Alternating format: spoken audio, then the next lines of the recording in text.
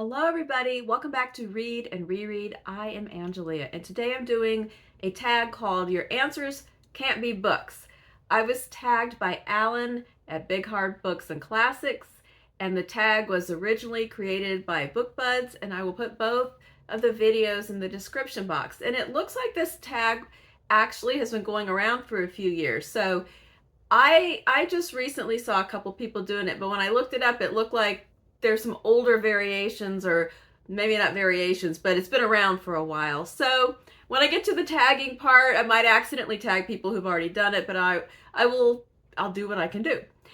So these are all questions where they're about things other than books, and the idea is to get to know somebody a little bit more. So I don't know if you will or you won't, or this will be stuff you already knew about me, but let's give it a whirl. Question 1. What is something that you own way too many of other than books? Well, nothing at all, of course, if you ask me. But if you ask my family, I think they'd probably say it's the Birkenstocks.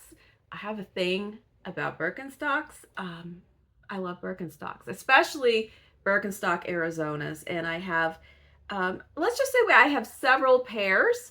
I also have a couple of pairs of clogs. I have a couple of pairs that are so old that I got them back before my daughter was born. I remember I have a pair that I wear just around the house now because they're so decrepit, but they were the last shoes I could actually still wear by the time she was born, because my feet had blown out of everything else and expanded. So, you know, they've got a special place in my heart. But I do have quite a few pairs of Birkenstocks, like maybe 12 or 15 pairs. I'm not going to show them to you because that would be disgusting to hold up my used shoes, and somebody might be watching this on a TV and then there's a giant well-worn shoe suddenly on your screen. But yeah, I do, like in the one in this sample picture, I do have that color. I have some neutrals, I have some colorful ones. I have a bunch of Arizonas, a couple of clogs. I have one of the kind of rubbery pairs for the beach.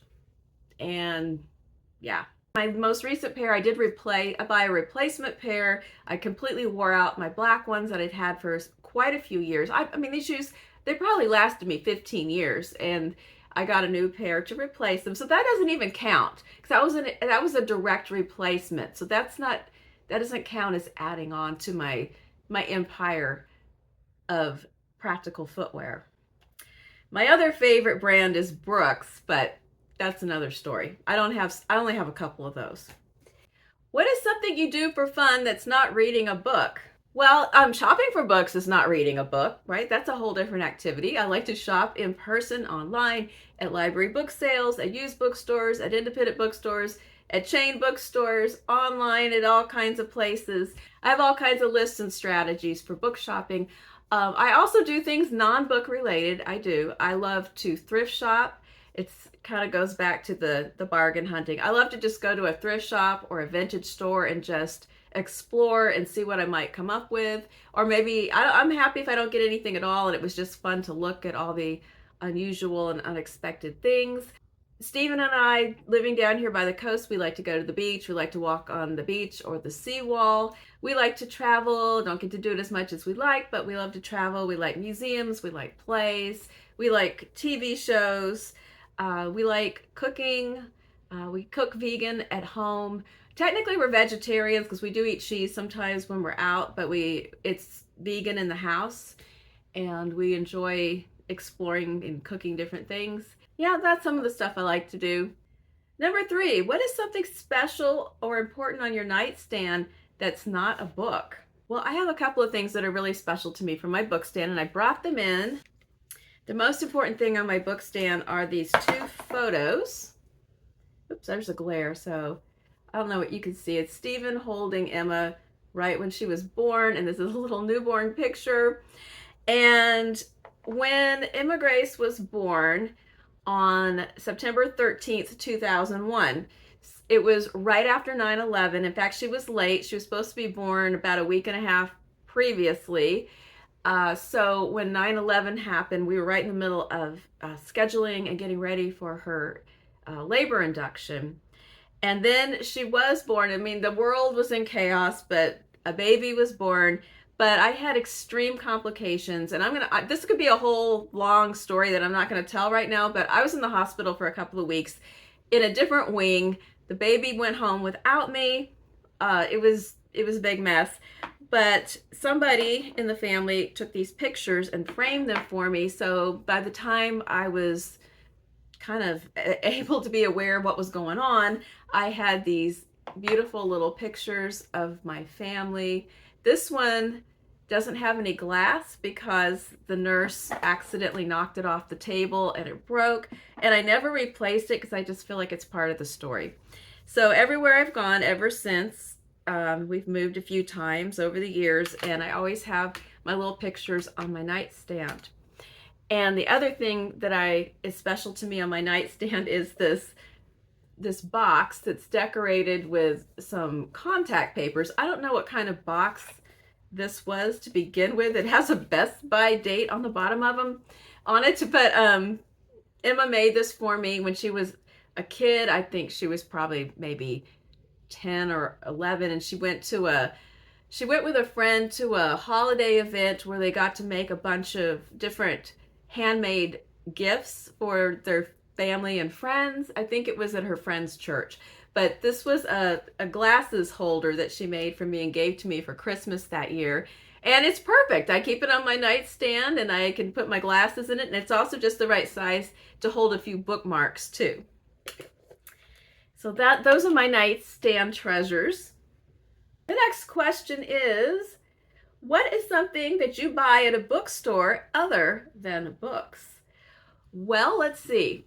At bookstores other than books, I like to buy, if I am at an independent bookstore somewhere else, I'm traveling or whatever, I love to buy souvenirs. I love to buy a book, but I also like to get the tote bags or the t-shirts, and I have some of those. I might buy things like cards. I've bought stocking stuffers, things like pens. Oh, I buy journals, bought candles. I'm definitely, all the little knick-knack displays and tables, I peruse them carefully, and I do shop for other stuff, especially at Christmas, besides just the books. I love the whole thing. I love the whole store. I explore every inch of the store. All right, number 5. What's a fun gift that you've received that wasn't a book or a gift card for books? They identified a possible loophole there. I have received many, many nice gifts. If you've been around for a couple of years, you've seen my flower pot that Emma made. I'll put a picture up here because it's large and has a plant in it. I'm not going to drag it back here, but she made this book-themed pot that was a really good gift. Something that all three of us really love that we've done again and again and again is the big bag of snacks. And I love to do this gift. I love to put it together, and I also love to receive it. And that is where we go to a store, and it could be a store that person likes, or it could be one they've never been to, or one that's not where they live, and we fill up the bag with all kinds of interesting snacks. It could be favorites, it could be new things to try, it could be something that looks kind of weird, but maybe it's good.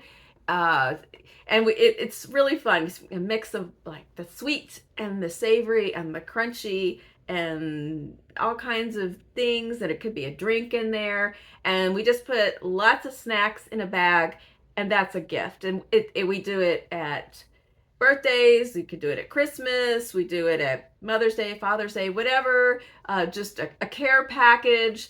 We have all used the bag of snacks. I love to put this together, and I love when I get it, and it never gets old. And the bag of snacks, because we're all kind of obsessed with snacks, this little trio, and so this is one of my favorite gifts to give and receive in my family. Number 6, this is kind of a hard one for me. What's a YouTube channel that you watch that's not related to books? I used to have a lot more answers to that than I do now. I feel like it's really dwindled, and my time spent on BookTube has expanded, and my time spent on other things has dwindled. And it's not because of BookTube. It's really because there's kind of two things that happen simultaneously. It's my interest shift, and the content makers also shift. Sometimes they shift into making things that are less interesting to me, or sometimes they just have disappeared. But there used to be things that I watched that I don't watch anymore. I used to watch a lot of thrifters that they would, the video would be them going through the thrift store and then what they got. And I still occasionally will do that, but my favorite ones either don't make YouTube videos anymore or they're very sporadic. Like there was a guy I used to enjoy who he was a realtor in New York City and he would show apartments. And I don't know why, it's not like I'm about to move to New York City, but I loved watching these apartment tours all over town, different apartments and what they cost and all their features. It was kind of a house hunter sort of thing.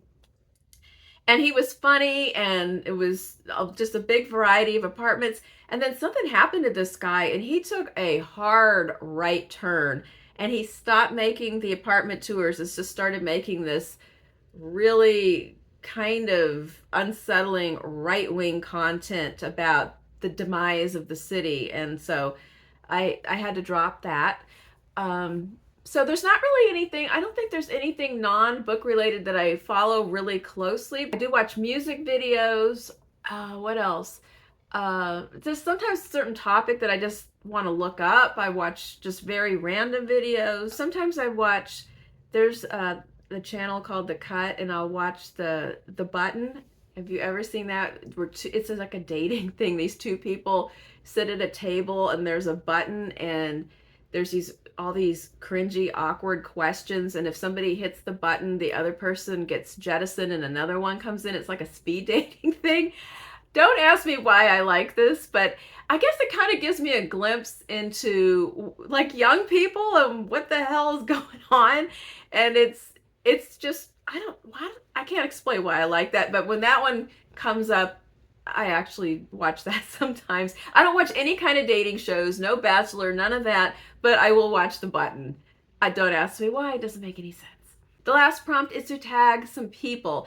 And as I said, this is an older tag, so I'm not sure who has already done this. I'm going to name a couple of people. If you've done this in the past, whoops. And especially if you did it and I saw it and don't remember, double whoops. If you haven't ever done it, and you would like to do it, here it is. If I don't say your name and you would like to do it, here it is. I would love to see anybody's version of this tag, but I will name Pat with Book Chat with Pat. I will name Mariandrea from Books and Bocadillas. I will name Ryan from Bookish, although I feel like maybe he's done it in the past, but I'll throw it out there. I will name Melinda. Melinda, have you done this video? Melinda from A Web of Stories. Any takers, I would love to see your versions of the tag. And until then, have a great rest of your week. There will not be a Friday Reads video this week because we will be in San Antonio celebrating Emma's birthday. The next video coming up probably Sunday or Monday will be the review of the second review section of the short stories. So until then, read a good book and I'll see you soon.